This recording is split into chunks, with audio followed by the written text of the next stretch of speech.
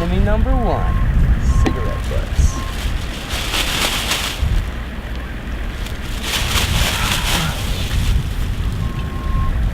So, what are you doing right now?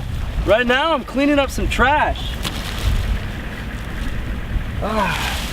It's not our choice that it's here. You know, it'd be the equivalent of you cleaning dishes and then the cops coming and raiding your house in the middle of cleaning dishes. Yeah. And then them saying, hey, why do you have all these dirty dishes in the sink? Yeah. Well, you know why. And, you know, I'm just trying to do our part. As water protectors, we're also protectors of the earth. And because of that, we gotta make sure that none of the trash that's on the floor, or moop as it's known, matter out of place, gets into the river. Because that's, I mean, completely ironic and, to be honest, against every single one of our wishes. So we're trying to make sure that we leave this place in the best of ways. And that, like I said, none of this litter gets into the river. So do you feel like the constant presence of law enforcement has been a hindrance to the water protectors cleanup efforts in camp? 1000%, man. It's a level of surveillance that's almost psychologically manipulative. You know, it's like I'm cleaning and then every 5 minutes I gotta check my shoulder to make sure that, like, I don't spend too much time with my back turned. You know, because I asked them earlier, and I was with a woman who was asking them, where is the line? Where can we go, where can we not go? And they said there is no line. They can arrest you for any reason. And I mean, I'm out here with the camera making sure that things don't get out of hand, because as soon as you have a camera, you have the ability to document brutality. You have the ability to share what's really going on. You know, the camera captures an unbiased opinion on what exactly is happening. So thank you for being out here, man. Oh, no problem. Do you think that there's a need for more people out here who are just kind of activists who also happen to have cameras? 100%, man. I mean, we need more activists to help clean. We need more people with cameras to help spread the knowledge on what's going on. But even more than that, we just need people to share what's going on. And from that, contact your representatives, talk to people in your local communities, start raising awareness, raising money. Like, bail bonds were set at $500 yesterday. Today is February 24th. Yesterday they raided Oceti and they raided Rosebud. And thankfully, in a very humbling way, they only charged people with a misdemeanor, a Class A misdemeanor of obstructing a governmental function. But they're gonna move on to federal trespass, which is a felony. And that's like a $5,000 bail right there, and you're looking at years of your life that you can spend in jail. It's insanity. Just for standing up for what's right, for standing up for Mother Earth.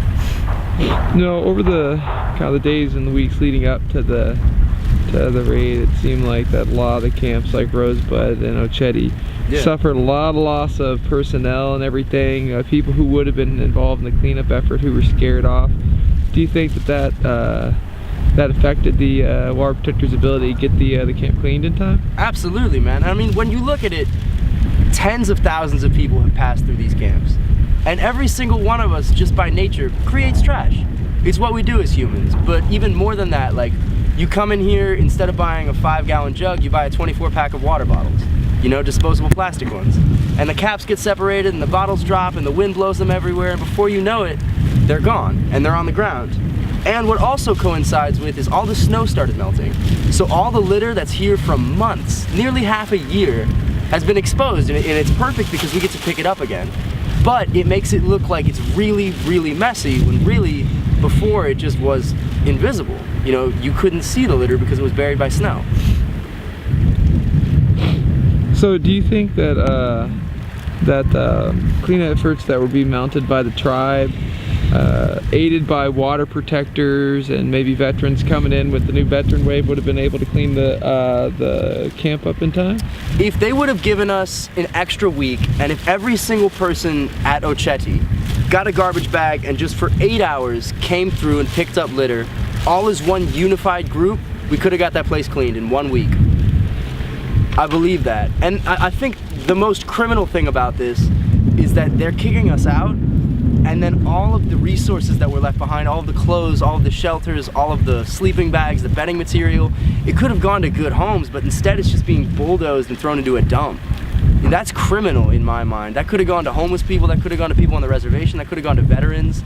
So many people in need could have used those supplies, but instead, the government's just destroying them. And I mean, like, if that's not evidence that they want to further keep people marginalized and keep people, you know, starving and struggling for money, like, I don't know what is. It's truly insanity, in my mind.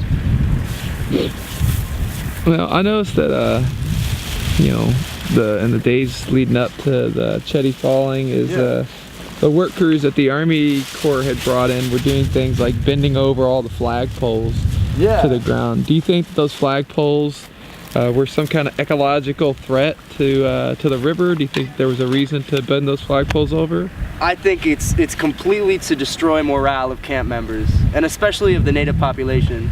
Those flags mean a lot more than just the images on them. You know, they stand for a lot more. And unfortunately, like, they're treating this like a war zone.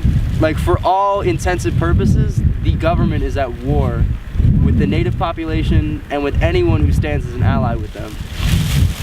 And this genocide's been going on for nearly 500 years. You know, I used to think that the worst thing happening to Native Americans was that cultural appropriation was happening. People were going to Coachella with headdresses on. But now, once I've done my research and found out that, I mean, in countless ways, the government has thwarted any efforts to make native population self-sufficient, has created awful reservations that are basically concentration camps, and, I mean, kept them stuck on Social Security and all of this bogus system. When, I mean, like, it's well documented that a couple hundred years ago, the government killed all of the buffalo, nearly all of them, reduced the population to nearly 300 buffalo, just to make sure that native populations weren't self-sufficient and couldn't have the many materials, including meat, including, you know, buffalo hides used to make shelters and clothes. Like, it's absolutely ridiculous what the government has done to the native population. It's truly terrible. And now, waking up to that and finding out the truth, I feel incredibly blessed. You know, I feel like I have a truer understanding of what exactly our nation stands for.